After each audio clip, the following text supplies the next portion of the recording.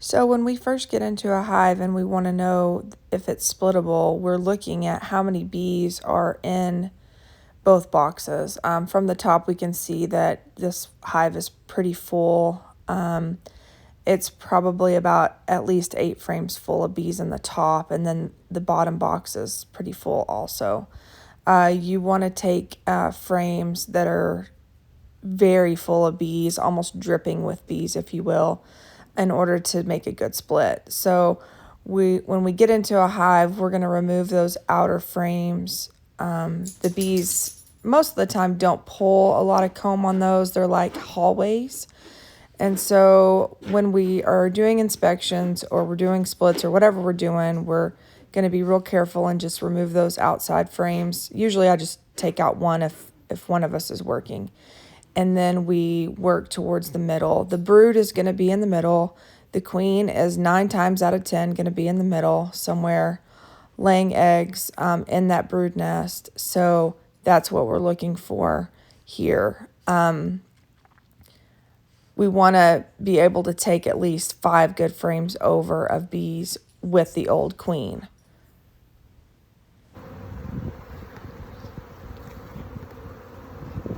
We're talking, but usually Paige and we can go through this pretty quick, not even talking, just sort of find out what we need. I got a queen cup. Okay, let's show a queen cup. It's down here by my thumb lower, and I can't tell if anything is in there. That's the beginning of a queen cell. Yeah, they're definitely getting ready.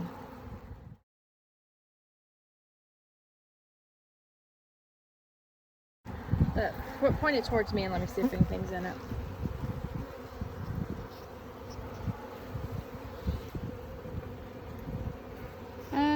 No, they're just getting it ready. Like I said, sometimes they just create queen cups. Drones on the bottom. These are fully developed queen cells. If you see these while you are doing your split, you really need to make sure to find the queen and get her safely moved over. The bees are trying to swarm. We generally don't worry about queen cells. We don't take them down.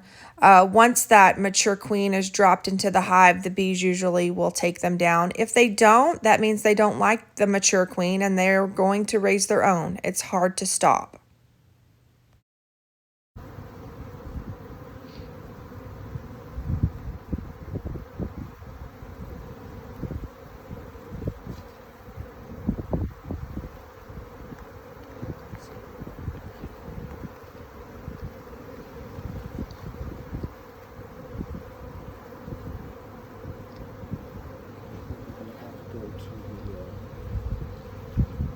There she is.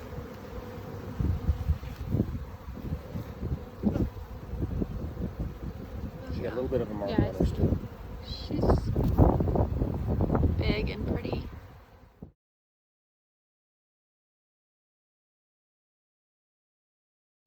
So now that we have located our queen, we can safely take her over to the box that we're splitting into. The reason you take the old queen out of the hive is because we are simulating a swarm. In the spring, bees build up their populations so big that half the hive leaves, and they push the old queen out. They even starve her before they go. They don't feed her. They stop her from laying eggs so that she's really skinny, if you will, to fly. Queens are a bigger size than the worker bees, and so it's hard for them to get out and fly once they've mated. But they skinny them up, they kick them out, and half the hive leaves with them. Usually the foragers, because that's, who's been out of the hive and knows how to fly, and they send scouts out to look for a new home. So we don't want to lose the hive, so we do a split. So we're taking a frame over with the queen, and then we're going to pick some other good brood frames out to go with her. I really want to get open frames of brood because that means that those are nurse bees that are taking care of those larvae, and they've never been out of the hive.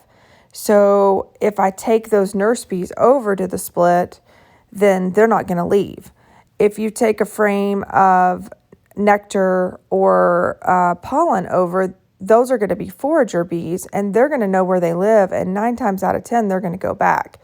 Now, since we're taking the queen and her pheromones strong, I'm not as worried about that. But if you're doing a split without a queen, you definitely need to be worried about that. You need to definitely take open frames of larvae so that those bees stay and you have a healthy split.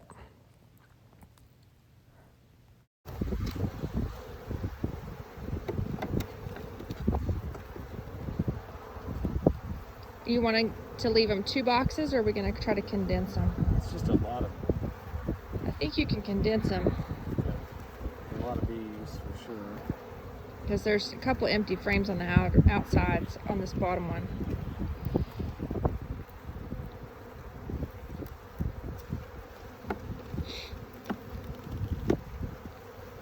And this is part of being, Michaela's removing some of this comb. This is part of being a beekeeper. It's actually taking care of this hive. Right.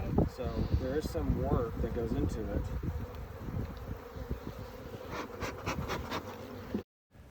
So at this point, we are going through the bottom hive box or brood box, or you could call it a deep, and we're looking for more open brood frames to move over. I believe that's number 3. So we want to get a healthy split, and to do that, we usually grab about, 3 or 4 good brood frames with those nurse bees so that we know that they're not going to leave. They're going to stay with that queen. And then we're going to take over some resource frames, some honey and pollen. And if those bees go back to the mother hive, that's okay, because we've gotten enough nurse bees to take care of the brood. If you don't bring over enough nurse bees to take care of that larva, you will have dead and dying larvae in the cells, and we don't want that to happen. We want to be sure to grab enough bees to take care of that brood, to keep it warm and to feed it and to do all the necessary things for that split.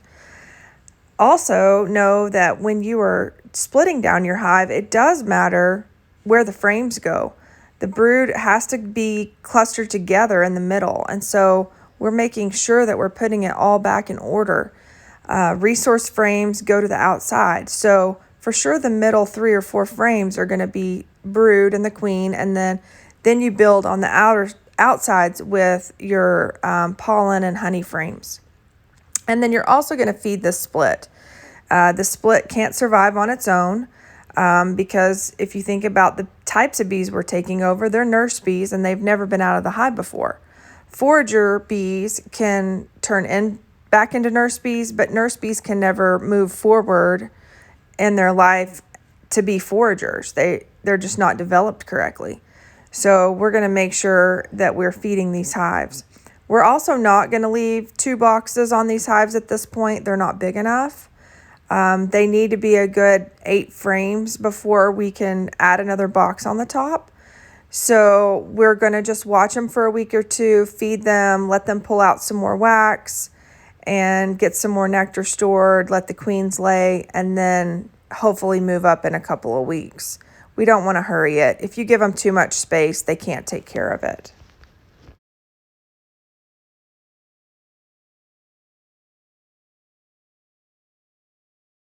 Okay. We're going to drop a queen. I'm going to get these girls out of the way so I can take out a whole frame to give me some room. This frame looks pretty good because it's empty. And I'll just put it back in a few days whenever I release her. So this is the middle of the brood nest, and this is where I want her to go.